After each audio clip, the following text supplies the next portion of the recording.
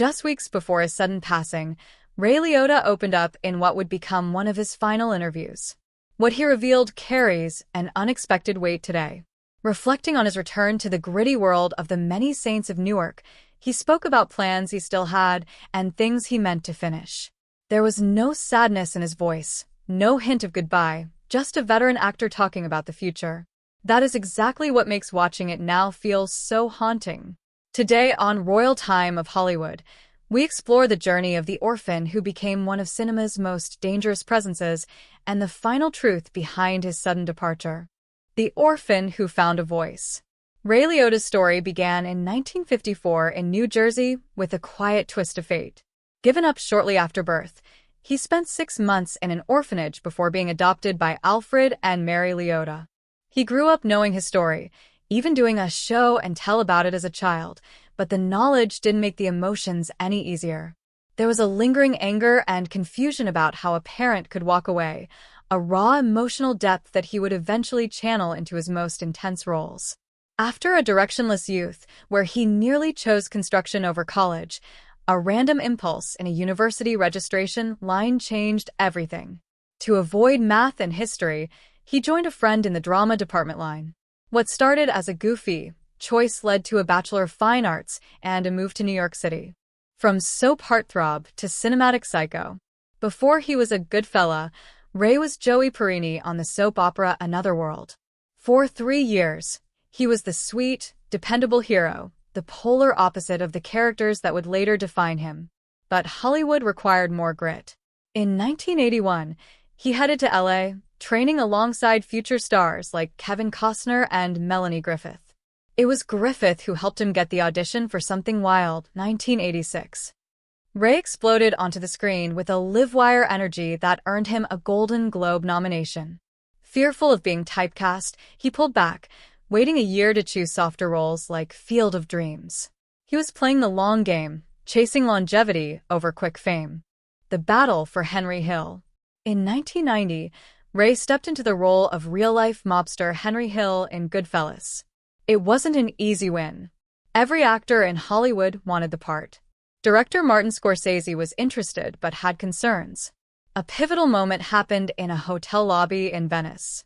Scorsese, surrounded by security due to death threats, saw Ray approaching. Security physically blocked Ray, but instead of causing a scene, he remained calm and held Scorsese's gaze with a quiet authority.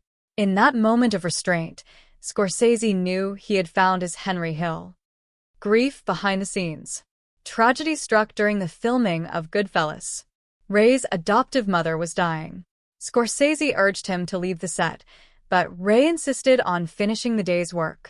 The celebratory scene filmed that day, full of laughter and swagger, was actually a mask for deep personal grief. The cast and crew rallied around him, creating an emotional authenticity that Scorsese said he never experienced again. Trapped by a legend. Ray Liotta understood that audiences don't often cling to quiet performances. They remember the danger. No matter how many good guys he played, he was forever the Goodfellas guy.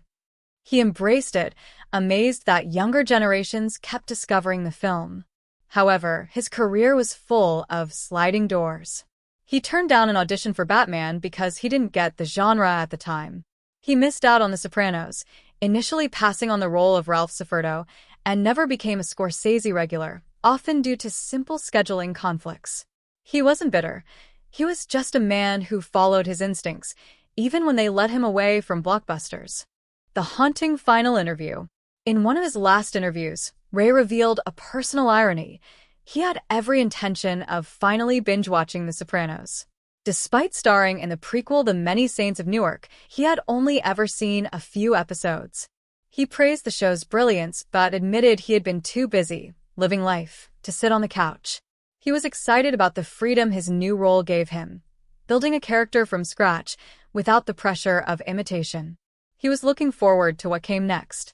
1 year later, the final autopsy. In May 2022, the acting world lost a heavyweight. Ray passed away at 67 in his sleep while in the Dominican Republic, filming the thriller Dangerous Waters. For nearly a year, the cause remained a mystery.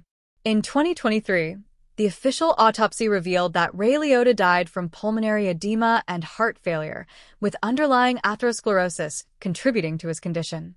In simple terms, fluid had built up in his lungs because his heart and hardened arteries could no longer keep up. His death was ruled natural and nonviolent, a tragic end for a man who still had so many stories left to tell. He was posthumously honored with a star on the Hollywood Walk of Fame, accepted by his daughter, Carson. Ray Liotta's legacy is etched into film history not just through his roles, but through his fearlessness. He was a man of intense range, hidden kindness, and a voice that will echo through cinema forever. What is your most memorable Ray Liotta moment? Was it the chilling laugh in Goodfellas, or the quiet grace of Shoeless Joe? Tell us in the comments below. If you enjoyed this deep dive into Hollywood history, please like this video and subscribe to Royal Time of Hollywood. Don't forget to hit the bell notifications